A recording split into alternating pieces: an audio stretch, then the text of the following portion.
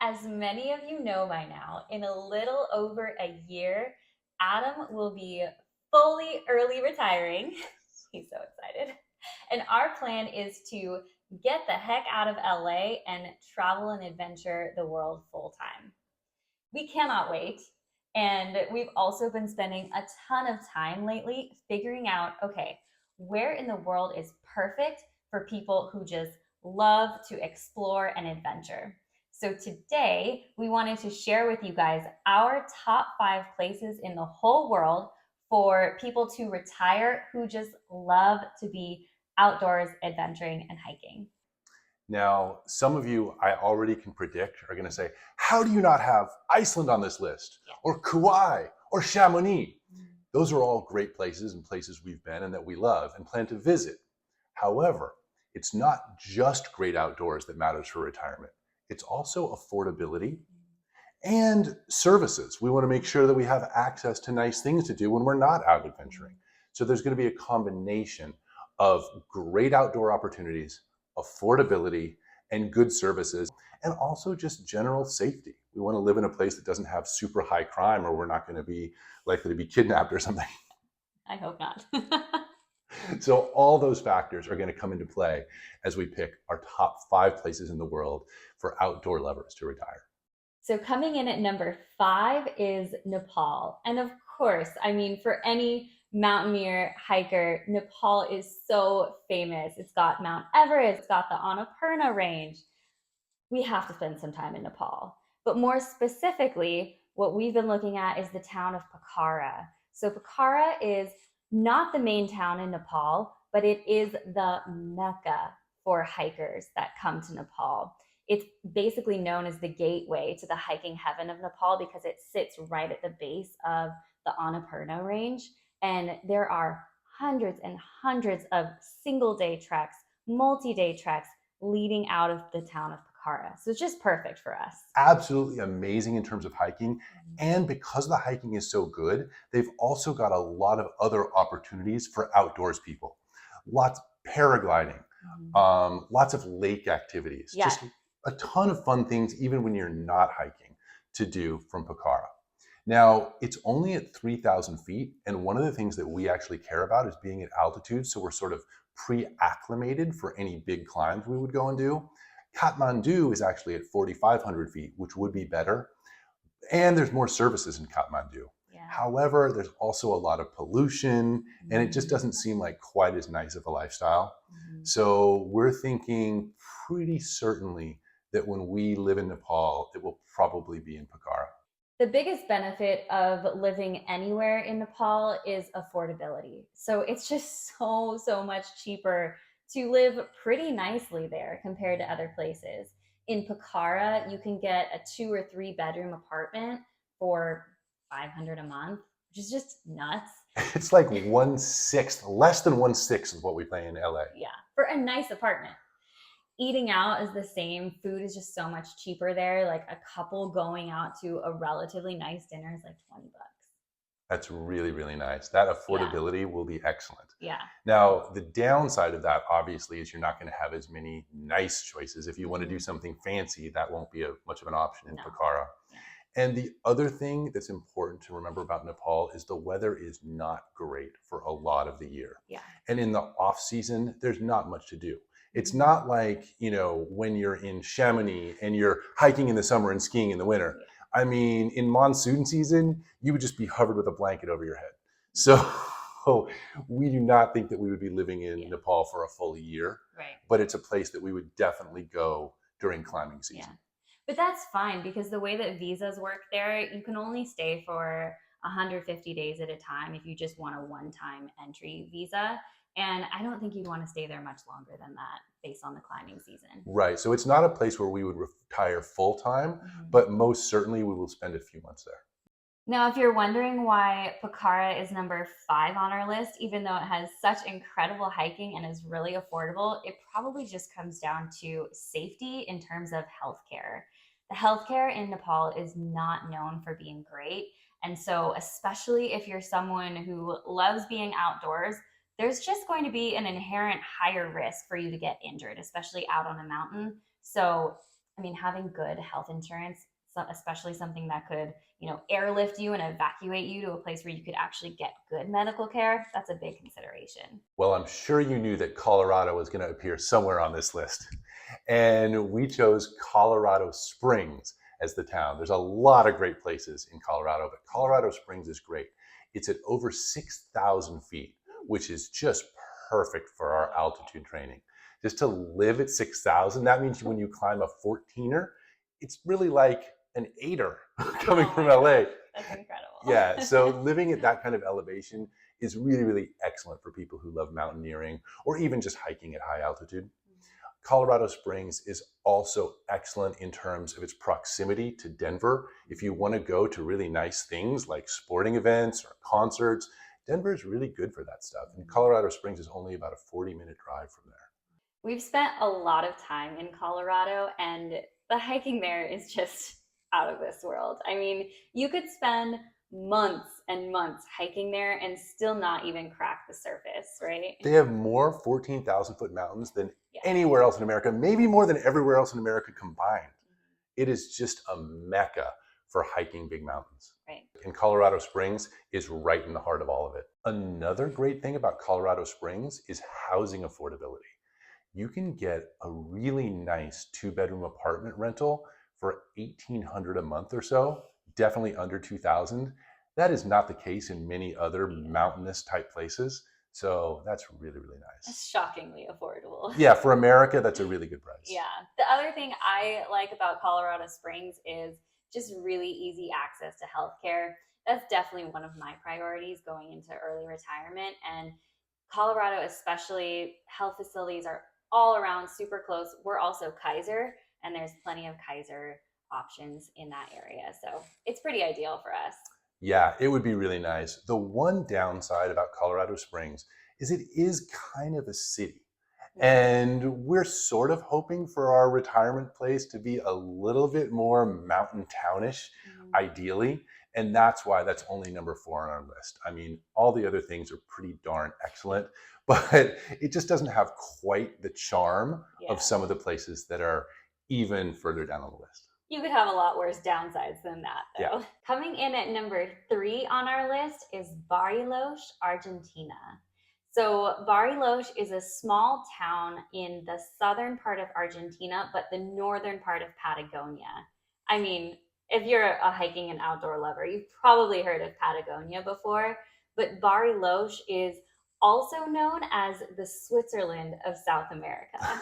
That just sounds really good because Switzerland has great mountains, wonderful people, it's beautiful, but then the South America part means a lot cheaper than Switzerland. Yes. And it is. So true. It's basically an outdoor lover's mecca in this town. It has literally everything. So it's a lake town and it's surrounded by all the mountains. So you have anything from single to multi-day treks. You have climbing, you have lake activities, kayaking, swimming. I mean, I just wanted to move there right away when I was doing all my reading about Bariloche. The affordability of Bariloche is also excellent. You can get a really nice 2-bedroom apartment there for about $500 a month. The affordability in terms of families, $1,100 a month for a family of 4. That is the kind of affordability that could get us to live in a place full time. As long as we both keep our Duolingo Spanish going. My Spanish is not really on point right now. You've got a long way to go. Necesito estudiar español. Oh boy. Huh? It wasn't that bad. Spanish speakers can chime in. Fun fact about Bariloche, it was also named the chocolate capital of Argentina. So, I mean, who doesn't want to retire to a chocolate capital? Come on.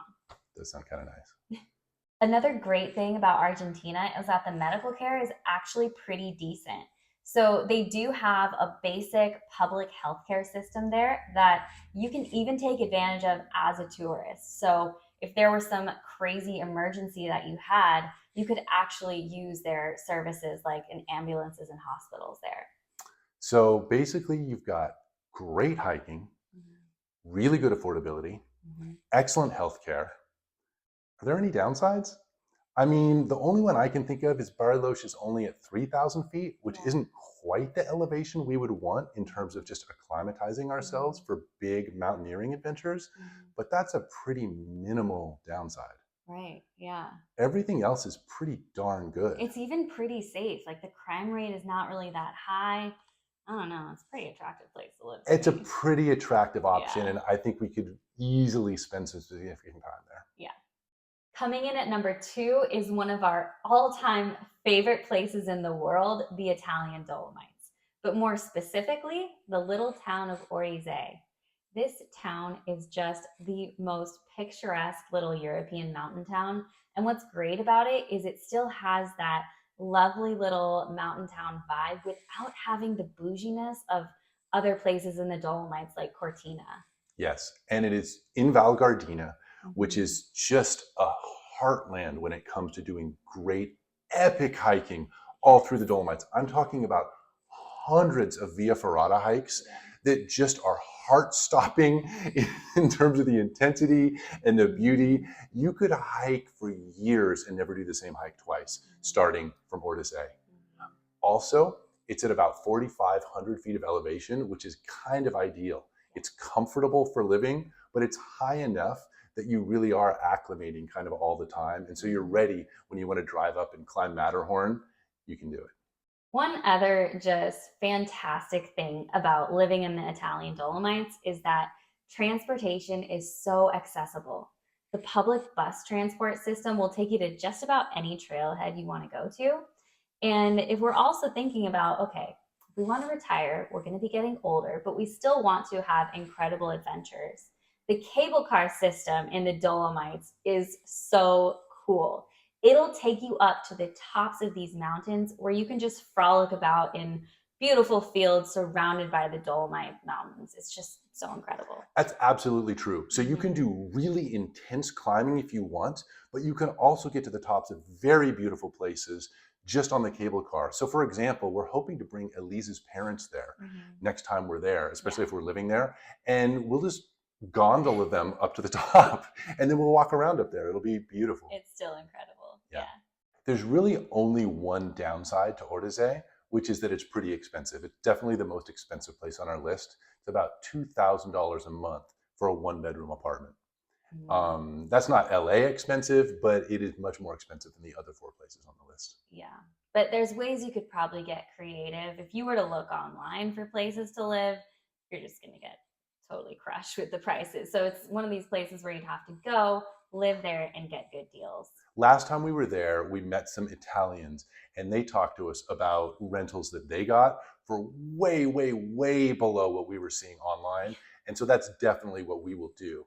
We Yeah. are planning to live there at some point and we'll get an Airbnb maybe for the first month. But then after that, we will be looking for a good deal from Mhm. actual Italians that we'll be talking to in the area.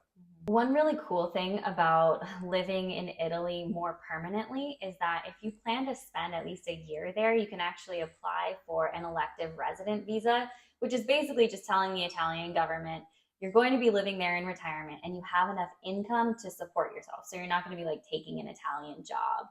What's great about this is that that actually lets you access their public healthcare system. So now you can be part of that. The healthcare there is actually really great and it's a lot more affordable than what you'd find here in the US. So it's kind of a win-win.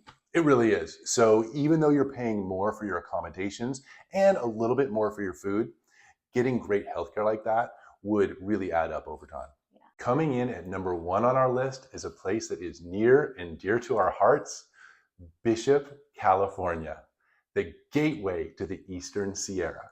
Starting from Bishop, you can access hundreds and hundreds of different hiking trails, all within just an hour's drive. It's absolutely astonishing. So during climbing and hiking season, you just never run out of things to do that are really close by. And the other great thing about Bishop is it is a year-round destination. If you're there in the winter, you're about 45 minutes from Mammoth Ski Area, which is really world-class skiing and snowshoeing. Also, it has some of the best bouldering anywhere in the whole world. Winter in Bishop is kind of a mecca for boulderers. They come from all over and converge on Bishop. And we would just be right there. We could go out bouldering and enhance our climbing and bouldering skills anytime we wanted to. That's pretty cool. The town of Bishop is at about 4,000 feet, which, yeah, it's not as high as Colorado Springs, but since you're only 15 minutes from being at 10,000 feet, you can literally just do your daily walk, or in Adam's case, his daily nap, chilling at the 10,000-foot lakes around the area. I've actually done that many times when we've been acclimating for big climbs. It's so true. Bishop is also excellent in terms of affordability. It's only about $1,500 a month for a one-bedroom apartment. And if we wanted to live there full time, there are mobile home communities where you can get a 2 or 3 bedroom mobile home for a rental price of about $600 a month, plus the mortgage on the home, which would be maybe $300 or $400. So for $1,000 a month, you're living in a pretty nice mobile home. Adam is all about this mobile home vibe right now. I'm obsessed with the idea of these mobile home communities. Yeah, he really is. I think it seems a little low rent for you. I don't know. I could get into it. I think you would too. Yeah. I think it would be excellent. Mm-hmm. Now, some of you might say, yeah, but isn't California expensive in other ways, like taxes and things like that? Yes, that's true, especially when you're employed. But if you are retired and so you're not really drawing an income, you don't pay that much in taxes. And California actually has really, really excellent affordable care subsidies for insurance. So retired people who aren't capitalizing too much on dividends and capital gains, that are staying kind of below that $80,000 threshold, actually get very affordable insurance. So California for early retirees is actually a pretty good place to live. Mm-hmm. So true. Yeah. So Bishop is number 1 on our list, but honestly, all of the places we talked about today are all incredible, and we definitely plan to spend a significant amount of time in every single one of them. That's absolutely true. Yeah. And I hope you guys will share with us not only your thoughts on these places, but any places you feel like we missed, because we are very open to suggestion. We are so looking forward to this early retirement and all these travels. So any ideas you have about places where we should live and or spend significant time, please let us know in the comments below. And we'll see you next time. See you next time.